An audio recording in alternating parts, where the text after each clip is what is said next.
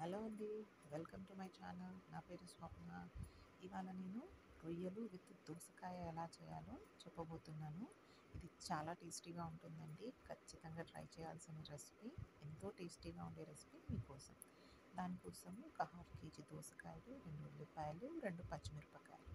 First ప్యాన్లో మనము dry ప్యాన్లోనే రొయ్యల్ని వేసుకొని ఇలా ఉడకబెట్టుకోవాలన్నమాట. దాంట్లో ఉండే వాటరే సరిపోతుంది.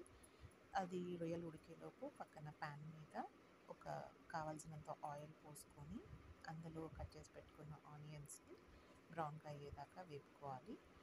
ఆనియన్స్ని కొద్దిగా సాల్ట్, పసుపుతోటి వేపుకుందాము.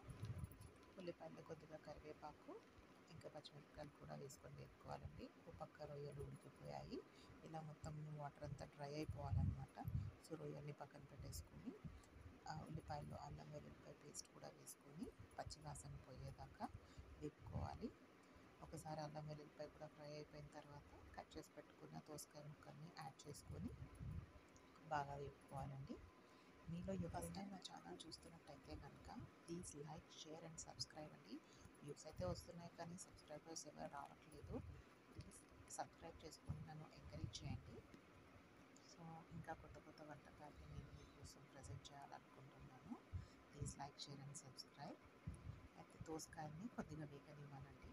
దోసకాయలు కొద్దిగా వేగిన తర్వాత కొంచెం మెత్తబడ్డ తర్వాత దాంట్లో కావాల్సినంత కారం, రుచికి సరిపడా కారం. కారం ఎక్కువ తినేవాళ్ళంటే ఎక్కువ వేసుకోవచ్చు. నేనైతే 2 స్పూన్స్ యాడ్ చేశాను.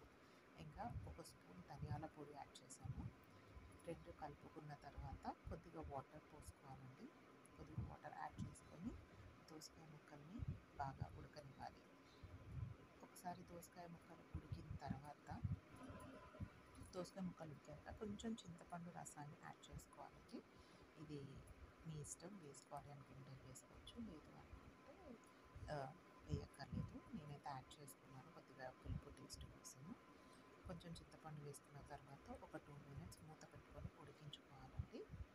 మళ్ళీ 2 మినిట్స్ అయిన తర్వాత ఆయిల్ మొత్తం ఇలా పైకి వచ్చేసింది కాబట్టి దోసకాయలు బాగా ఉడికిపోయాయి. ఇప్పుడు మనం వేపి పక్కన పెట్టుకున్న రొయ్యల్ని ఇందులో యాడ్ చేసుకొని కలుపుకోవాలి. అలా రొయ్యల్ని బాగా కలుపుకున్న తర్వాత ఒక 2 మినిట్స్ మళ్ళీ మూత పెట్టి ఉడికించాలండి.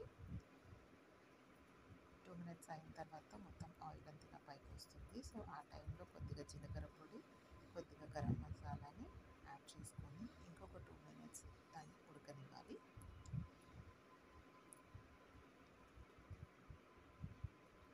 ఇంకా 2 మినిట్స్ అయిపోయిన తర్వాత మొత్తం మన కర్రీ మొత్తం రెడీ అయిపోయిందండి. ఇంకా లాస్ట్